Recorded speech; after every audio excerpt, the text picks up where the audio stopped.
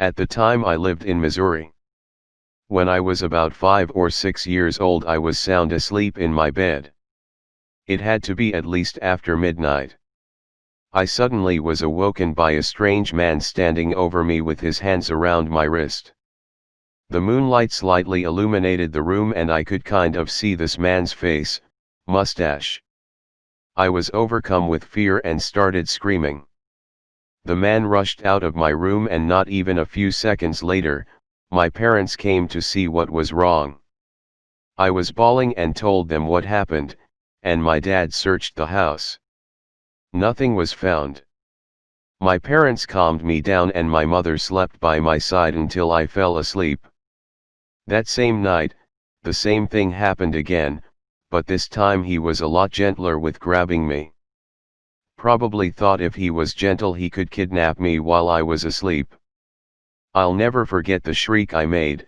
I was definitely creeped out. The same person is somehow in my home and trying to take me out of it. Once again, he ran away. My parents let me sleep in their bed that night.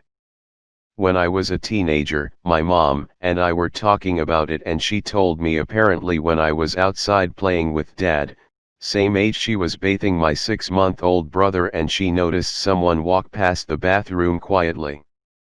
At that point alarm bells were going off in her head and she then heard strange noises coming from the bedroom. She wrapped my brother up in a towel and carried him in her arms and went outside as fast as she could. He totally tried to bait her to come in the bedroom.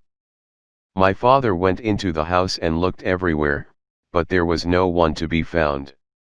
My parents' theory is that they somehow were able to get in from the back door, which lead to the finished basement. What creeps me out the most is that he was so quiet, everything in the home untouched. I always think what would have happened if I just slept through all of that. I could have been kidnapped, worse killed. My parents wanted out of this house, we didn't feel safe. They sold the house ASAP, moved us into a 2-bedroom apartment while our new house was being built. I was sad to move. I missed my friends but safety over anything. I always wondered if there was something wrong with me. There are 2 events in my life that made me feel this way. One was when I was only 10 years old, another at 13 years old. These events scared me. I'm not someone who believes in premonition. I mean, I believe that other people can have them but not me personally. It was one of those things that happens to everyone else, not me moments. But it did happen to me and I wish it hadn't. I really hate the feeling and honestly give credit to all those who get these premonitions and handle it. When I was 10 years old, almost 11, my dad passed away. But the thing is, I didn't know what was going on. I was a very naive kid back then. I believed everything my parents told me. My dad would go to the hospital a lot around the time I had just started 4th grade, so I was 9 when I started noticing this.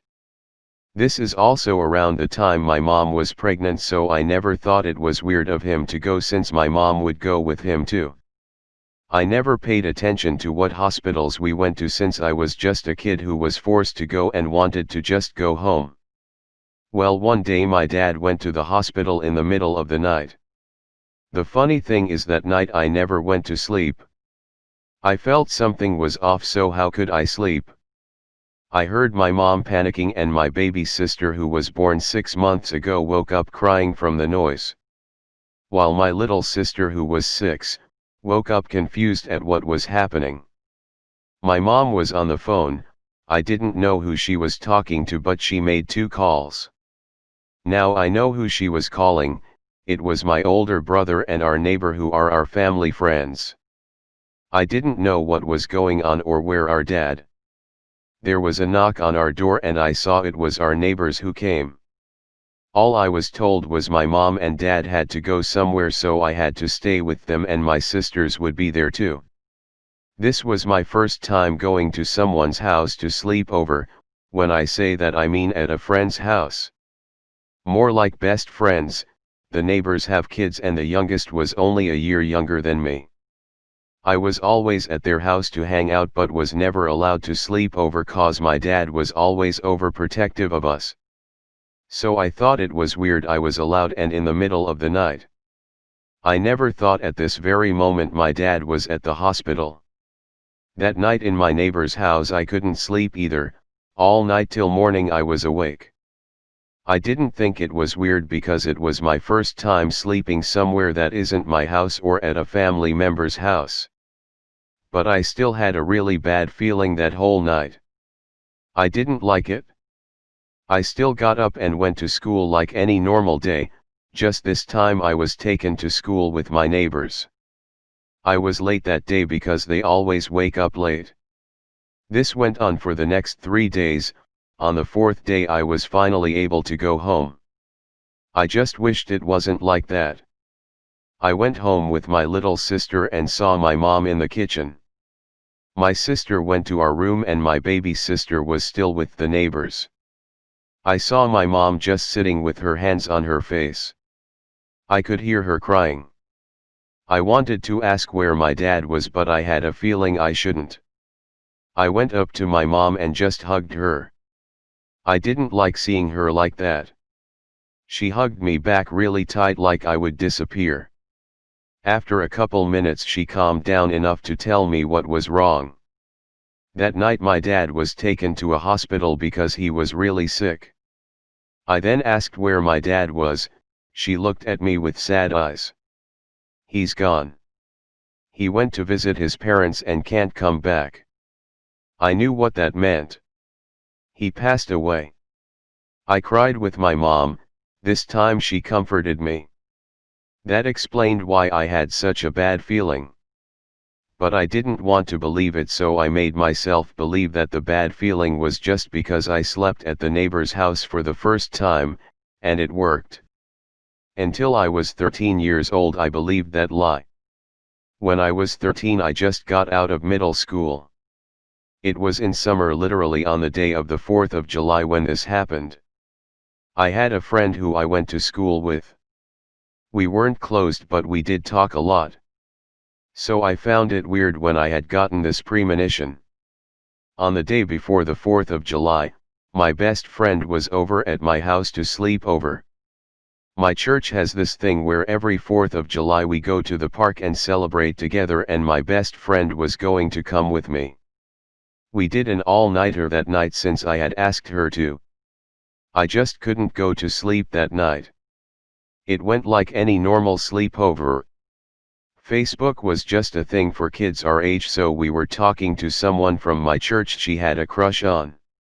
It was morning.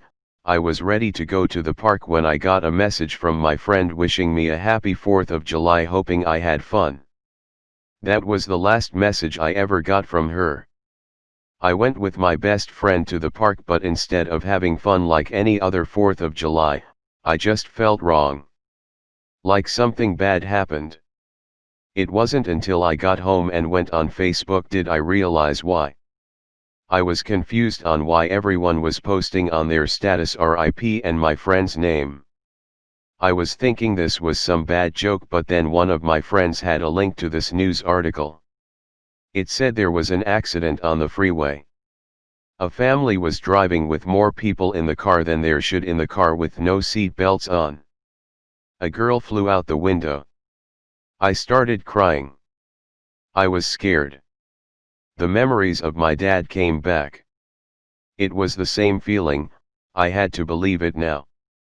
I had one other experience of a premonition, but I won't share it yet. I'm not ready. I'm 23 now and it happened when I was 17. I'm still not over it. I'm scared every day that one day I'll get the feeling again and lose someone else.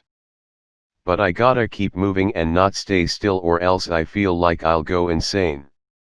I get that these premonitions might be warning me to prepare myself for what's going to hurt more later, but how am I to know who I'm about to lose? I just hope if there's anyone out there who experiences these types of premonitions doesn't do it alone. If you would like your story featured in my video, let me know. Please like, comment, and subscribe.